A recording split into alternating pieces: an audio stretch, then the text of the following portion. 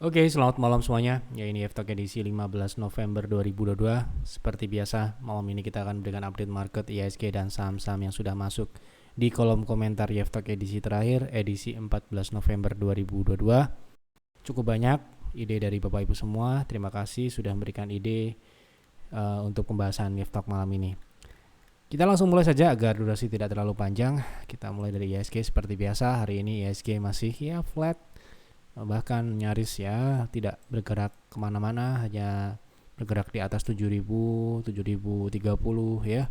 Jadi ini adalah bagian dari proses konsolidasi, lanjutan konsolidasi selama memang IHSG tidak mampu melewati resist ataupun support konsolidasi ini, ya pergerakannya akan seperti ini. Dan ketika seperti ini kita memang harus lebih cermat memilih saham-saham yang ditradingkan, karena ya ketika market seperti sekarang ini sedang choppy seperti sekarang ini, ya akan cenderung mayoritas saham pergerakannya akan mirip-mirip lah. Tapi bukan berarti tidak ada saham yang naik ya.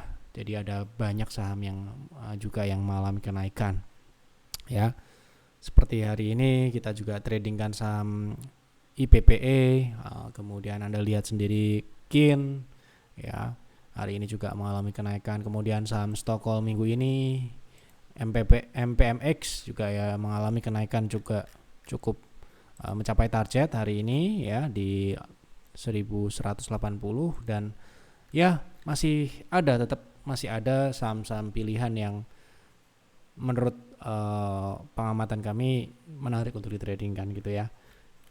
Jadi ya tips dari saya tetap Anda harus bisa melihat kondisi teknikal dari saham-saham yang Anda mungkin akan tradingkan, apakah memang ada korelasi secara signifikan atau tidak dengan indeks. Anda bisa compare bagaimana pergerakan trennya atau pergerakan tentang harganya, apakah sekarang ini sedang mendatar ataukah sedang downtrend atau sedang uptrend. Anda harus bisa melihat itu untuk trading ya.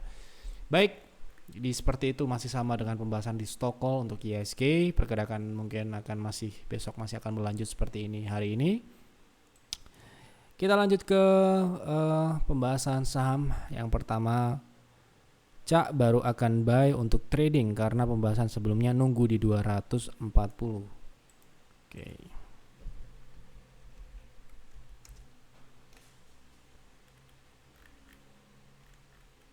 240 ya. Berarti sekarang ini harganya di 228. Untuk Cak sendiri kondisi saat ini juga cenderung ke konsolidasi. Konsolidasi ini di dalam tren naik ya untuk Cak ini. Kalau untuk trading mungkin bagusnya tunggu pergerakan keluar dari konsolidasi ya. Tentu saja di sini ada support and resistnya. Jadi Anda bisa lihat di 240 ya. 240 ini memang menjadi level kuncinya untuk dia bisa lanjut naik ke shadow ini ya, ke shadow atau paling tidak ke peak penutupan terakhir di 200-an 80 ya, 280 270 ini. Jadi kita anggap saat ini dia masih konsolidasi. Ketika konsolidasi ya jangan dipaksakan untuk trading karena ya pastinya akan membosankan gitu. Masih menunggu breakout. Bahas Java, apakah mulai uptrend? Oke. Masih jauh ya dari uptrend, bahkan dari tren minornya pun belum naik ya. Sekarang ini lebih cenderung ke pullback kali ini rebound dari support yang bisa menjadi bottom, bisa ya, artinya belum ya, bisa jadi ini akan menjadi bottomnya, namun memang belum ada. Sementara ini rebound masih dengan volume yang bisa dikatakan relatif tipis gitu ya, karena ini memang masih downtrend. So kalau kita mau masuk di saham Java ini, ekspektasi kita juga harus dijaga, jangan berharap saham ini uptrend. Kalau pertanyaannya uptrend atau tidak, masih downtrend dan mungkin potensinya pullback dulu dengan target terdekat di 1400. Ini adalah terdekat ya. Kedua di bawah EMA 60 di 1420 ya. Jadi memang relatif tipis 1% sampai dengan 3%-an saja. Oke, saham Prim apakah masih, berarti sebelumnya sudah dibahas like invest gitu ya, kita coba lihat ya, masih like invest. Saya lupa saya pernah bilang Prim itu like invest atau tidak. Yang jelas ini nggak masuk peer ataupun peers saham Royal Prima ini. Mari kita cek. Jadi kata masih itu berarti sebelumnya layak ya kan. Nah, kita coba cek. Kita lihat dari kinerja 2021 ya, Prim ini mengalami pertumbuhan signifikan baik itu dari top line ataupun bottom line-nya, sampai dengan laba bersihnya ini tumbuhnya signifikan. Ya, pertumbuhan yang signifikan ini berlanjut atau tidak di tahun ini, kita lihat kinerjanya hampir semuanya turun ya, baik itu top line sampai dengan bottom line-nya ya, sehingga penurunan ini juga akan mengikis profitabilitas. Kita coba profitabilitasnya untuk saham Prim ini, kita lihat di tahun 2021 itu NPM-nya di atas, ini secara rata-rata memang tidak stabil ya dari sisi profitabilitasnya, dari NPM-nya khususnya. Di sini naik dan turun. Kalau kita bicara profitabilitas itu yang bagus itu seperti apa? Dia stabil, artinya apa? Dia bisa mempertahankan performance profitabilitas itu atau lebih meningkat, tapi peningkatan itu juga harus konsisten. Jangan sampai naik besar kemudian turun. Nah, itu mirip-mirip dengan emiten-emiten yang cyclical. Ya, cyclical itu dia bagus kalau siklusnya lagi bagus. Nah, sedangkan kalau kita mencari saham invest itu sebisa mungkin memang ya sangat minim yang namanya naik dan turun. Kalau bisa dia stabil bertumbuh atau meningkat. Ya toh? Nah, di sini kalau kita lihat dari 2021 kemudian di 2020 dan 2021 ini NPM-nya naik di angka 10. Kemudian ini turun diperkirakan akan turun di tahun ini ya, sehingga kalau kita bicara like invest sebenarnya ini oke ya, karena dia belum rugi sejauh ini. Pertumbuhannya mungkin akan tidak berlanjut di tahun ini. Kita coba lihat secara teknikal dulu. Secara teknikal saham ini sepertinya memang saham yang relatif sepi ya, relatif sepi ketika dia turun ini ya. Nah, sekarang ini relatif berada di support ya. Kalau kita mengacu pada teknikal jangka panjang, ini juga berada di dekat support ya. Jadi mungkin dengan fundamental yang tadi mengalami penurunan ini sudah terrefleksi ya di penurunan harga sahamnya. Ini mungkin saja ini akan menjadi menarik. Tapi kalau saya mungkin akan nunggu konfirmasinya dulu. Paling tidak dia mulai uptrend lagi di atas EMA 60 di weekly ataupun di monthly ya. Sekarang ini kan belum. Jadi kita akan menunggu dulu saham ini apakah dia berhasil bertahan dan rebound dari level ini atau tidak. Kalau saya seperti itu. Jadi like invest atau tidak secara fundamental baik, oke. Tetapi mungkin ada yang lebih baik lagi, di mana di 2022 ini pertumbuhannya bagus sampai dengan tahun-tahun depan. Nah, sekarang ini kan ini sudah mengalami pertumbuhannya ini sudah berakhir di 2021 yang lalu gitu. So ya, mungkin harga sahamnya ini harus dihitung lagi apakah ini terlalu dalam untuk penurunan yang terjadi di 2022. Oke. Mohon dibahas TINS. Teknikalnya saja ya berarti. Oke. Untuk TINS sejauh ini pergerakannya mungkin mirip-mirip dengan Aneka Tambang yang mulai bergerak naik ya. Namun ini kemarin kita sudah pernah bahas bahwa saat ini kondisinya sedang konsolidasi dengan resist di 1575. Ya, sekarang ini sedang mengarah ke resist konsolidasinya. Seperti itu pembahasannya. Bahas Pegas, apa masih bisa rebound kembali seperti Medco yang rebound? Kemarin kan sudah dibahas toh. Selama dia tidak turun di bawah 1800 ya masih bisa. Ini kan menguji trend line. Trend line ini sedang diuji. Kalau turunnya di bawah 1765 ya. Nah, itu kalau masalah rebound ya pasti rebound. Akan ada tepuk naiknya. Ya, pertanyaannya harus diluruskan ke berapa yang dimaksud. saham itu selama masih diperdagangkan ya bisa naik dan bisa turun. Nah, makanya kalau tulis kolom komentar berapa, disebutkan saja, bisa naik ke sini lagi nggak? Begitu. Nah, kalau Pegas ini, kalau bicara tren, sekarang ini tren sedang diuji ya. Kalau ditembus, kemarin kita sudah bahas itu. Bagaimana? Silahkan nonton Yev Talk sebelumnya. Mohon dibahas saham DRMA. Untuk trading di harga sekarang, apakah menarik?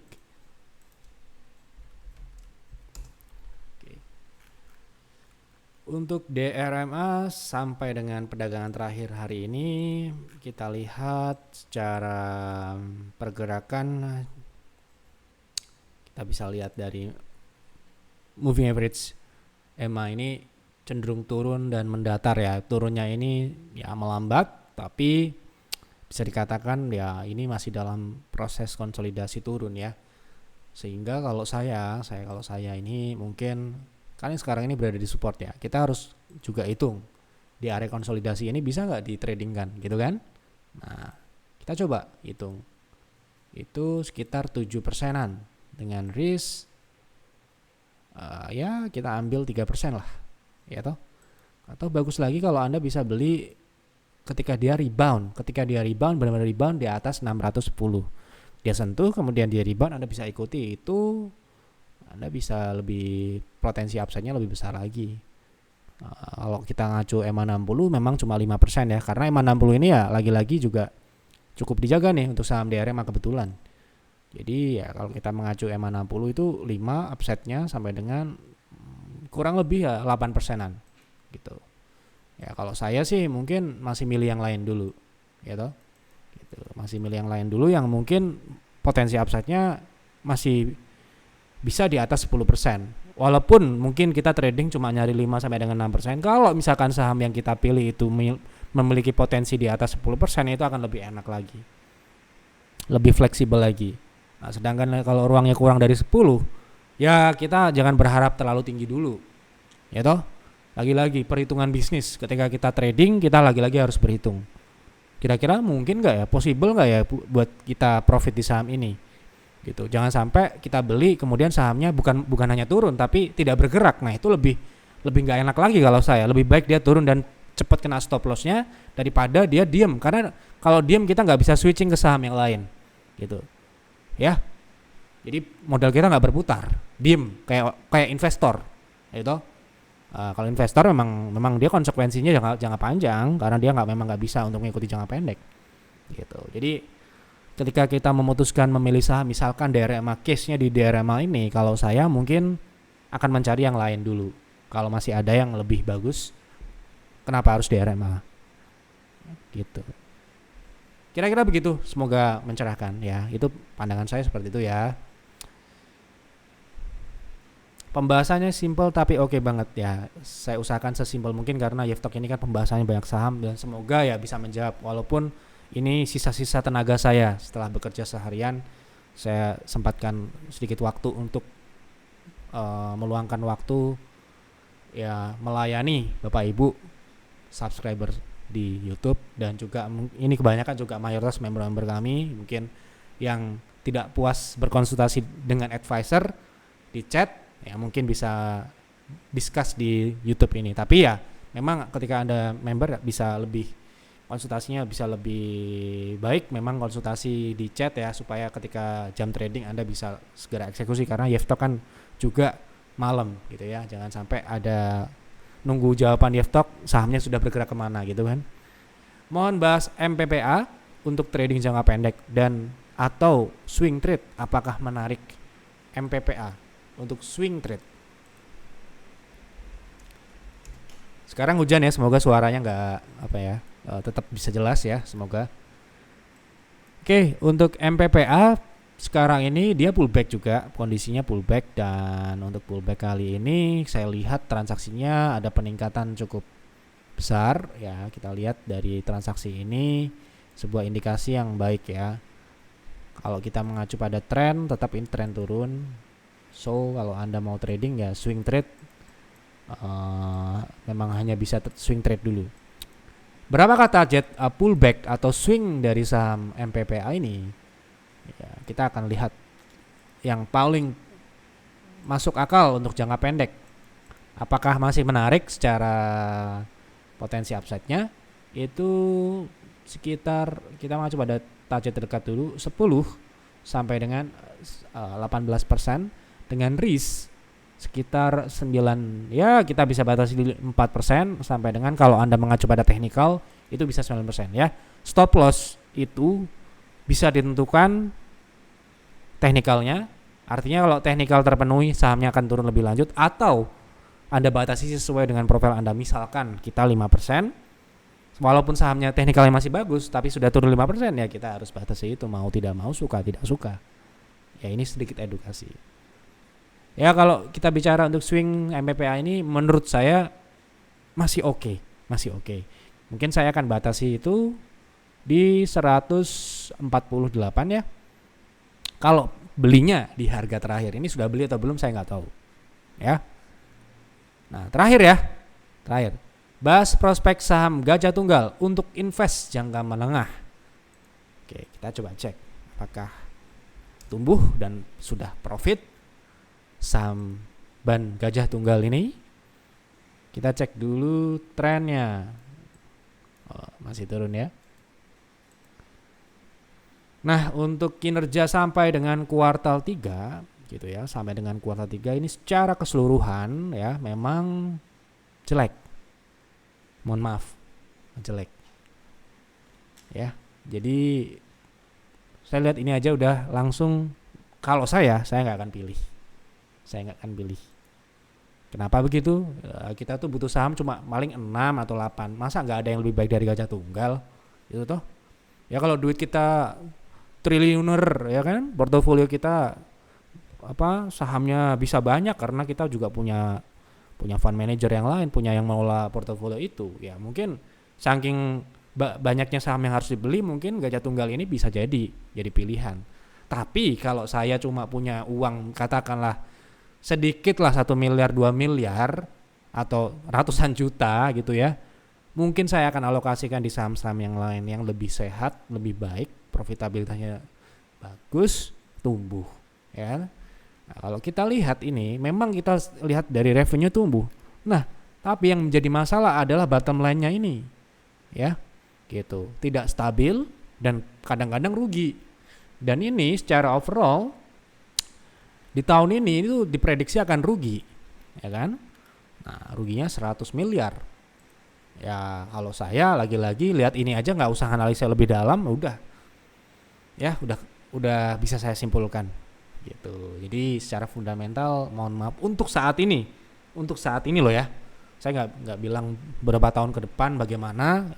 Kalau Gajah Tunggal bisa memperbaiki fundamentalnya dengan katakanlah seperti kompetitornya ya, seperti Masa lah. Ya, yang mungkin harusnya lebih baik ya. Ini sahamnya sudah mengalami kenaikan luar biasa memang karena kinerjanya jauh lebih bagus. Anda bisa lihat sendiri. Ya toh, positif. Dalam 3 tahun terakhir ya, 2020, 2021, 2023 ini selalu positif. Ya. Nah, ini berubah, artinya ada perubahan fundamental di Masa. Sebelumnya kan bisa dikatakan 11-12 lah dengan Gajah Tunggal ya. Di 2020 terjadi perubahan yang mendasar fundamental ya. Jadi ya ini akan menjadi sebuah opsi yang bisa mengeliminasi Gajah Tunggal daripada pilihan kita. Ya gitu ya. Ini dari sisi fundamental ya, mohon maaf ya. Dari sisi fundamental. Jadi kan kalau misalkan kita invest itu pasti yang dilihat pertama adalah fundamentalnya dulu. Bagaimana kondisi fundamental saat ini, sehat atau tidak, dan bagaimana prospek ke depannya. Ya kan? Gitu. Jadi kalau kita lihat dari situ saja, ya Gajah Tunggal akan tereliminasi oleh Masa. Atau mungkin komponen otomotif yang lain, emiten yang lain, yang satu sektor, satu industri. Ya mungkin bisnisnya mungkin tidak sama, tidak jualan ban, mungkin dia jualan parts yang lain yang mungkin lebih profit dan lebih menguntungkan dan lebih bertumbuh, ya why not? Kenapa kita harus Gajah Tunggal? Ya toh? Nah, sekali lagi ini pilihan masing-masing. Kalau saya seperti itu. Gak tahu kalau orang-orang lain di luar sana yang mungkin punya sudut pandang yang lain ya. Jadi sekali lagi uang kita terbatas, uang saya terbatas. Jadi ketika kita dihadapkan oleh ratusan saham, ya pastilah kita akan mencari mana-mana yang kira-kira layak kita pilih. Ya sekali lagi ini fundamentalnya saja Gajah Tunggal ya belum masuk kriteria saya. Dan harga sahamnya secara teknikal ini juga turun. Ini menurut saya sangat wajar. Sangatlah wajar. Kenapa kok ini saham turun? Ya karena ya performance-nya seperti itu, ya siapa yang mau nahan, ya. Kecuali memang uangnya bener-bener nggak, udah nggak butuh duit, ya udah ditaruh aja lah duitnya. Mau naik ya pasti naik, nanti akan naik. Selama dia nggak delisting ya pasti akan ada naiknya juga. Tapi kan lagi-lagi kan kita dikejar oleh keterbatasan dana, keterbatasan waktu. Kalau bisa invest itu ya sudah perform lah dalam waktu setahun, 2 tahun, 3 tahun. Jangan sampai Anda dibuat menderita bertahun-tahun dan perusahaannya itu jelek. Jelek itu apa? Rugi, utangnya banyak. Nah itu kita menjadi was-was memegangnya. Tapi kalau misalkan kita megang perusahaan yang sehat, bisnisnya stabil, ya sekalipun sahamnya digoncang turun, misalkan market jatuh, ya kita akan malah nambah kalau memang masih ada alokasi untuk masuk. Seperti itu. Berbeda hal kalau kita masuk di emiten-emiten yang tidak layak menurut kami gitu ya. Jadi akan sayang sekali kalau menurut saya. Ya, karena kita nggak butuh banyak kok saham, itu paling 6 atau 8 saham saja sudah cukup untuk kita masukkan di portofolio dan kita openi, kita kelola itu. Kita pantau, kita monitor. Ya, ini akan berbeda.